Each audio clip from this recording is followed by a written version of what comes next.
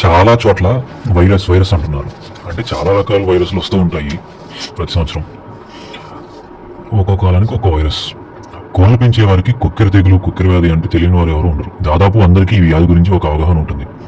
ఎందుకంటే దాని ప్రభావితం అలా ఉంటుంది.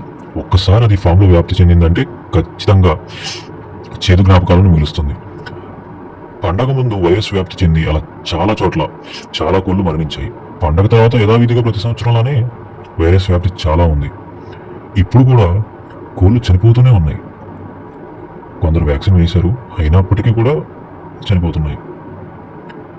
ఇప్పుడు చనిపోతున్న కోళ్ళు పోస్ట్ మార్టం చేసిన తర్వాత తెలిసిన విషయం ఏంటంటే, గత 4 నెలల నుండి ఏ కోళ్ళు అయితే చనిపోయాయో వాటికి ఆర్డీ వైరస్ సోకిందని నిర్ధారించారు.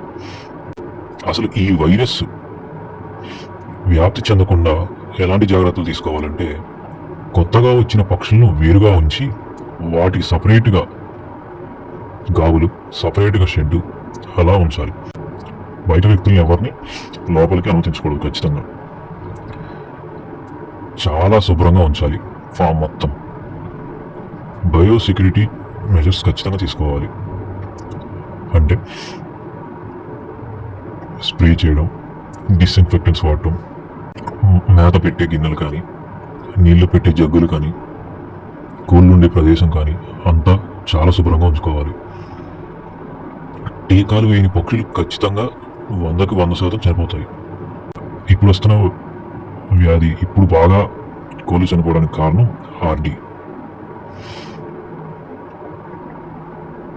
కోళ్ళ పెంపకంలో ఎన్డీ మరియు ఆర్డీ రెండు ఒకటే.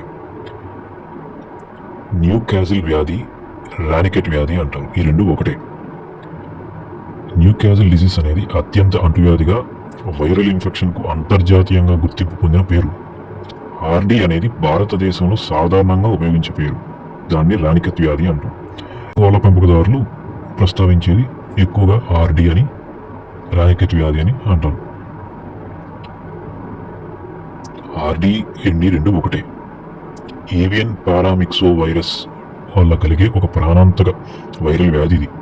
దీని లక్షణాలు ఎలా ఉంటాయంటే, ఆకుపచ్చ రెట్ట, మెలితిరిగిన మెడలు, పక్షి తల తిరగడం, కాళ్ళలో వణుకు, శ్వాసకోశ ఇబ్బంది ఇలా ఉంటాయి. పెట్టల్లో వచ్చేసరికి ఖచ్చితంగా గుడ్ల ఉత్పత్తి తగ్గుతుంది.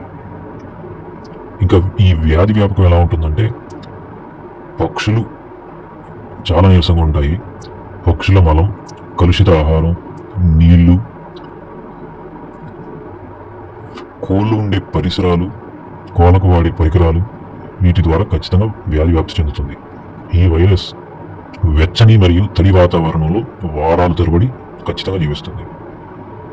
ఇకపోతే దీనికి హెచ్పిఎల్పి వ్యాక్సిన్ లేదా హెచ్పి వ్యాక్సిన్ వేసి మేము వ్యాక్సిన్ వేసాము, మా కోళ్ళు చాలా సురక్షితంగా ఉంటాయి అనుకొని చాలామంది ఆర్డీ వ్యాక్సిన్ చేయట్లేదు. అందుకే కోళ్ళు చనిపోతున్నాయి. ఈ హెచ్పిఎల్పి వ్యాక్సిన్ కేవలం బర్డ్ ఫ్లూ వైరస్కి మాత్రమే పనిచేస్తుంది. ప్రస్తుతం పండుగ తర్వాత ఇప్పుడు చనిపోతున్న కోళ్ళకు ఖచ్చితంగా ఆర్డీ లేదా ఎన్డీ రెండు ఒకటే, ఈ వ్యాక్సిన్ వేయాలి. ఈ మధ్య చాలా చోట్ల కోళ్ళు చనిపోతున్నాయి. ఆ చనిపోయిన కోళ్ళు మేము ఆల్రెడీ వ్యాక్సిన్ వేసాము, అయినా మా కోళ్ళు చనిపోయాయి. మేము హెస్టర్ కంపెనీ గ్రే కలర్ క్యాప్ ఉన్న వ్యాక్సిన్ వేసాము, అయినా కూడా కోళ్ళు చనిపోతున్నాయి అంటున్నారు. అందులో ఉండేది G7, G13 అనే స్ట్రెయిన్స్ ఉంటాయి. వస్తున్న వైరస్కి ఏది వాడాలంటే G2 లసోటా స్ట్రెయిన్ ఉంటుంది. అది వాడుకుంటే కొంచెం మంచిది. తప్పనిసరిగా ఇప్పుడు ఎన్ని కోళ్ళు ఉంటే అన్ని కోళ్లకు ఖచ్చితంగా ఈ వ్యాక్సిన్ వాడాలి.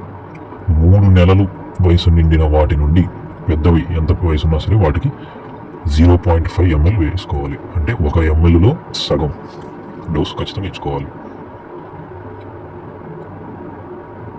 ఒక వ్యాక్సిన్ ధర 3200 ఉంటుంది. ఆ ఒక వ్యాక్సిన్ మీ దగ్గర ఉన్న 1000 కోళ్ళకు వేసుకోవచ్చు. ఇప్పుడు ఒక వ్యాక్సిన్ వేసిన తర్వాత మరో వ్యాక్సిన్కి ఖచ్చితంగా ఒక 4 వారాల వ్యవధి ఉంటే మంచిది. అంటే మేము ఇప్పుడు ఆల్రెడీ హెచ్పిఎల్పి వ్యాక్సిన్ వేసాము, మరి ఆర్డీ వ్యాక్సిన్ వేసుకోవాలా? లేదంటే మేము ఇప్పుడు ఈరోజు ఆర్డీ వ్యాక్సిన్ వేస్తున్నాము, మేము హెచ్పిఎల్పి కూడా వేయాలనుకుంటున్నాము అంటే ఈరోజు ఆర్డీ వ్యాక్సిన్ వేసినట్టయితే ఒక 4 వారాల తర్వాత హెచ్పిఎల్పి వ్యాక్సిన్ కూడా వేసుకోండి. అదే ఉత్తమమైన పని. అప్పుడే మీరు మీ కోళ్ళను సంరక్షించుకోవచ్చు. వాటితో పాటుగా